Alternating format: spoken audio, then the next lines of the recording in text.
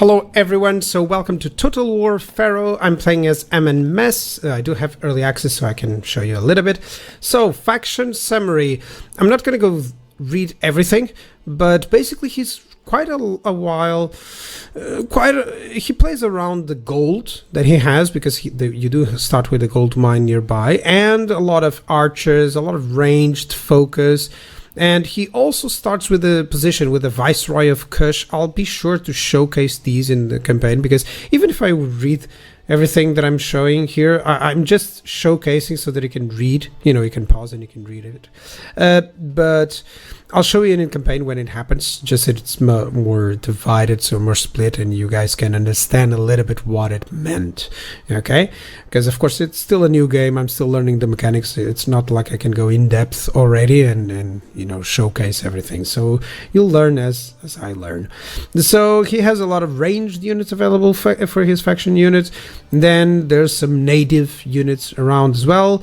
Everyone has specific faction buildings, which is important. And yeah, that just is about the change, you know, the variability. That's what I wanted to say, of every single faction. Because if you start in a specific area, of course, you're going to have those native units, and those are slightly different from one another, you know. Most of the time, we have three types of units, which is either infantry or missile infantry or chariots, and that's about it. But there's a lot of variety among it. In terms of campaign customization, I picked the standard stuff. I'll show you if you need later on. Let's watch the intro.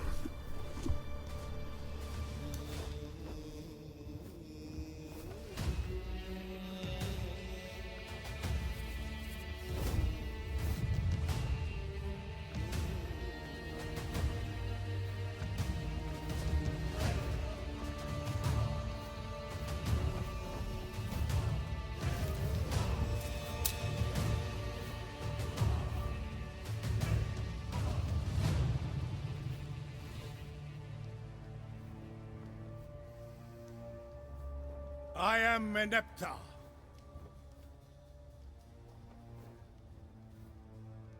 No, I am the great Pharaoh Meneptah.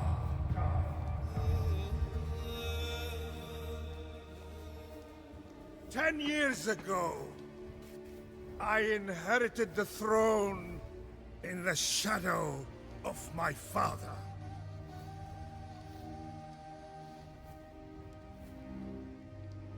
The strong bull, the protector of Egypt, the chosen of Ra and beloved of Amun, the mighty Pharaoh,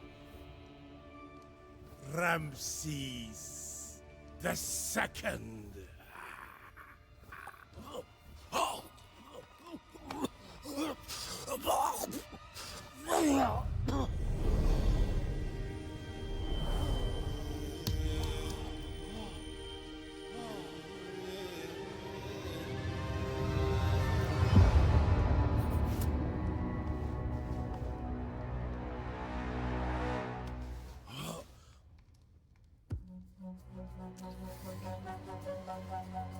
Egypt has flourished throughout my reign, but now I sense the eyes of Set upon me, and dark times are coming.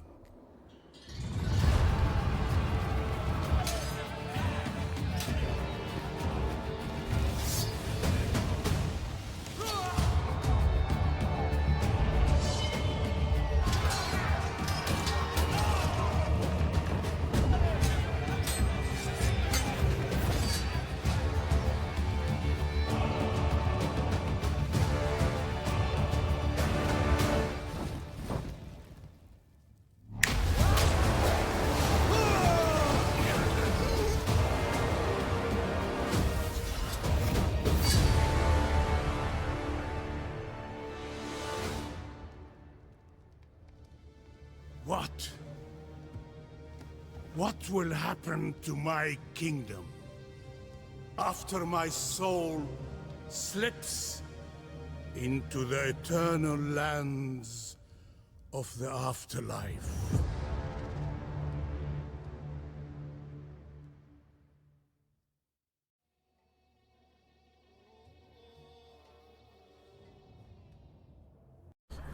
Oh, I love these overviews. Let's watch. Takes care of Nubian and Kushite territories.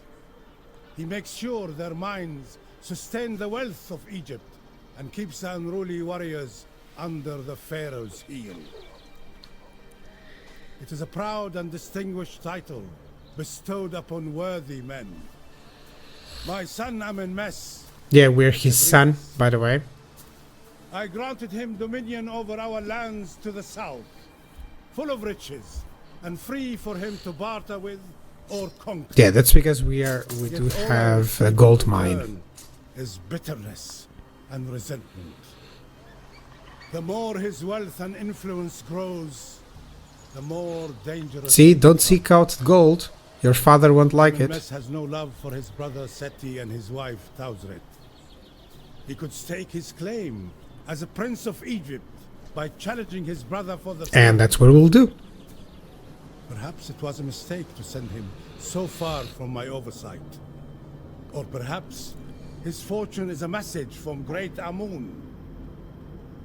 Could it be that one day this gold-kissed son of Egypt is destined to trade the title of Viceroy for the divine role of Pharaoh?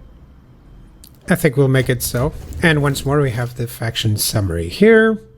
I'll go through all those in a little bit. So right now I'm going to plan out the first turn and then I'll summarize to you. Okay, so in terms of buildings, here's what we have. We have several settlements, mostly with food, as I've highlighted there. And this another one that has food as well. We're building a gold market. This is specific for our faction. It gives me every single other resource other than food.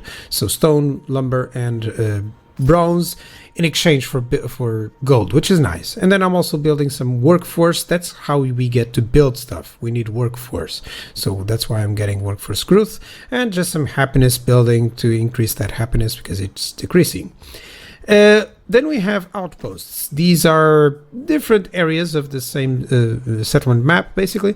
And I'm building to the specific building and just something to increase the production because this is my gold mine. So I want to increase that as possible. And then there's this specific settlement that is just destroyed. I need to send a general there to capture it because it also has gold. So that's good. So royal decrees, that's our tech. That's the tech basically route. So we're going for extra happiness. The other ones with influence and XP, I don't really need those right now. So that made sense. And then food is basically what is necessary to support troops. Stone is to build. You really need stone. It's one of the most valuable ones. Wood as well. It's necessary. I think wood I'm getting from ports. Yeah, there we go. Wood income from ports. And then bronze. I can't remember if I have a source of bronze. Well, I do, but faction. I don't know if it is where it comes from. And of course, gold from the mines. And that's important. Gold is really difficult to find, so it's good that we have that resolved with this guy. And it all seems like it's going to be about sending out the force to defeat this initial enemy. So yeah, let's go fight it out. So it is very hard. So of course, you know, it's not going to make things easy for me. They do have a couple of archers and then some spear units. Note the weight class. Weight class is a good idea to check, but let's fight it out. So let's showcase my units. Some Kushite runners, they're fast units with a spear. Nubian recruits with shields, so they're going to go on the front line. Kushite archer militia to support, and then my bodyguard unit. That's basically it. So my advantage is actually those runners, both on the left flank and right flank, because of course that means I outnumber them. These guys also shoot some missiles, which is good.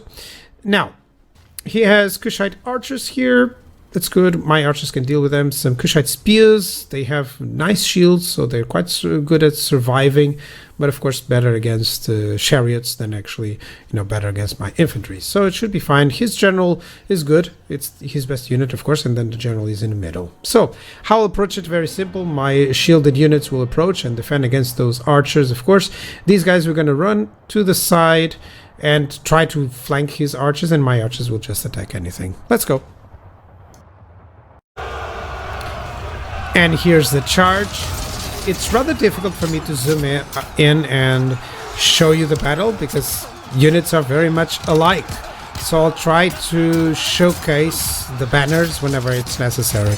But still, it's quite nice. They can maintain a solid formation, which I love.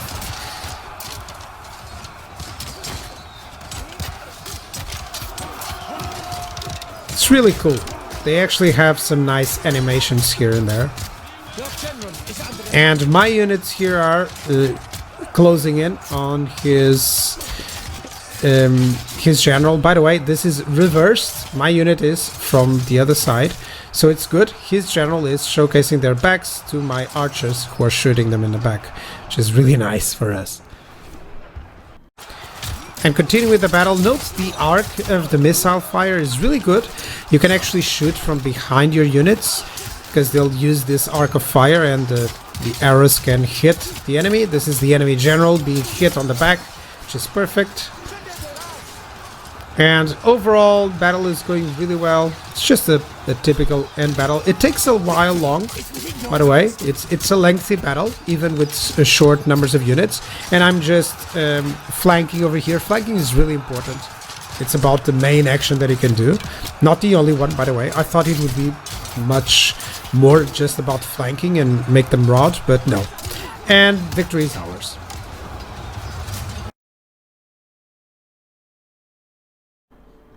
And that was victory. You can see the casualties inflicted by my forces. One note is the music, guys. Typically, what I have is I have the soundtrack available. And I'll superimpose the soundtrack. But on this one, I still don't have it, so my apologies. Sometimes it will have no music at all, so my apologies. It will just be silent. So I can get some treasury, which is food, notice, morale for my units, or units replenishment. In this case, I think units replenishment is much more important. Put them in chains. And right now, the options. Oh, I'm going to show you. Yeah, so I got a bow, which means that my general can change. My general bodyguard unit can change to a composite bow bodyguard. And I think that's a good thing. Let me put it up. And I still have that shield, okay. And skill points. Well, you can get less upkeep, and there's some advantages, of course, to this. It goes rising up, this little symbol here. And I can also get movement at sea or movement at land. It's really good. So I think I'm going to go for replenishment at this point in time. And I also have this bite of the jet, allowing me to shoot while moving, which is great. That's precisely what I want here. Overall, that's fine. Let's close it up. And yeah, the idea is to go there to get to that stone quarry, but I really want to recruit some more units. I don't want to be caught by anything that I cannot see. Vision is really a problem in this game because you have no agents. So Nubian mercenary bowmen. The Nubians are really good because they have a lot of range. But note the costs there. They cost the faction units, they cost bronze as well. So this makes it much different because if you want specialized faction units, you're going to have to spend bronze for them, while the native units only cost food. So that's, you kind of have to select really wisely. Oh, there's an unequipped. I thought I had equipped. What happened? It's not the followers. It's the weapon? Is it? Hold on. Okay, the followers, that's not it. That's the weapons. Why is it not equipped? Oh, okay, I cannot have the shield. Okay, but I'd rather have that. Yeah, okay. I'd rather have that. So none, and then the self-pull. Okay, I didn't know this. It's good to know. Good to know. I'm learning, guys, as well. I'm learning. But that's good that it gave me that reminder. So, yeah, good job, good job.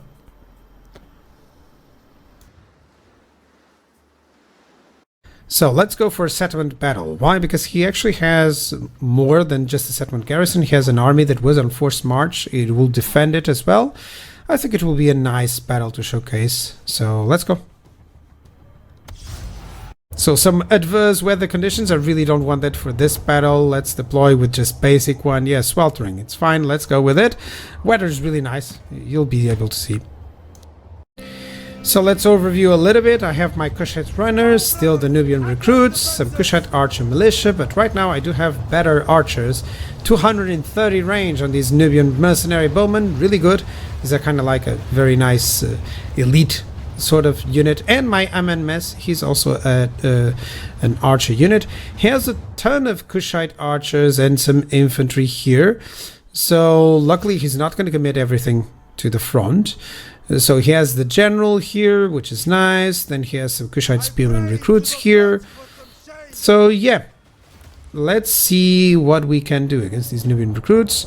Should be fine. Overall, I'm going to try to get some units to the flanks and start peppering them with arrows. Actually, I just sent those guys there and realized they don't have the range there, but okay. Yeah, let's start it out with just a couple of skirmishing going. Jumping into the fray.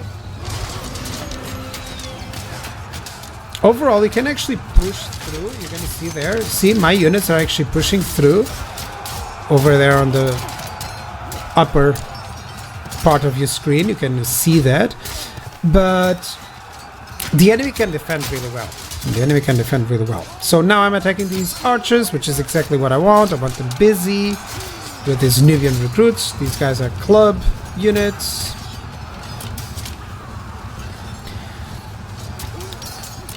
By the way, I think I can put a little bit better graphics on this, but this is my laptop. It's my better one, but still the requirements aren't that bad and it looks decent and it runs decent, so I'm not going to change too much. But yeah, now he is sending a couple of units here. Mainly this is their spearmen recruits. And overall, the battle is going well. He still has some units deployed there. He should move them in, but let's go. So we're keeping them attacked by my missile units. It's amazing how this front line hasn't yet collapsed. Units do take quite a while, especially on higher difficulties, to be destroyed, and I'm still not used to that. So I'm still not used to the feel of, you know, when a unit is going to rout or not. Overall, I'm enjoying that archer units can actually shoot over your units, and there's not a lot of... These are not Skaven, you know? They're not wrecking my own troops while trying to attack the enemies, you know? And overall, I've broken through, and I'm bringing in my archers over here. I still have those 2 units. That's why he has some units there to deploy. So yeah, I'm going to control over this area. So just some close-ups for you guys to see. Overall, my archers are giving me the advantage here. My infantry wouldn't be able to go and cut through these guys, especially not through the bodyguards. And he's attacking my troops with his missile troops, and overall this is good because it doesn't hinder them. Look at that arc of fire, it's really good.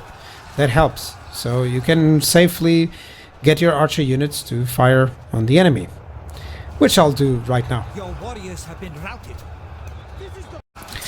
And I'm positioning my archers here right now, just advancing a little bit. This is the last unit. It's actually a bodyguard unit, basically. So, yep, I'm enveloping and flanking it out. My Amenmesse dude has wasted the ammunition, so now he's here. And overall is nice, actually, how it feels. The combat feels that it takes just the right amount of time, a little bit more than I would expect. So a couple more arrows here, and now my archers no longer have ammunition, and this should cause them to rout very soon. So overall the battle should be ours after this. Yeah, I'm bringing in more units. This is kind of like the last unit of them. Yeah. Victory.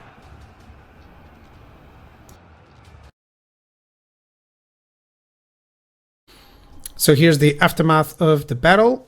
All my units survived, which is excellent. And of course, they were on a settlement, so they lose everything, which is always nice. So yeah, I'm happy with how especially the elite units did, but I could use some more infantry, which I'll try to bring about. Ugh, deadly. So I get some food, bronze, and Egyptian legitimacy, which is basically because I'm conquering places that are from Egypt, of course. Tons of options here to sack, to raise. Notice that raise actually gives stone. Sometimes you may need that. Loot and occupy. No, let me just occupy. I have some happiness issues, and I do want that idle workforce so that I can build. And yeah, so I'm still learning. I'm gonna make these episodes a little bit short. I hope you guys enjoy this, and let me know if you're considering the game or not. For now, I'll be sure to make a couple of videos. Bye bye.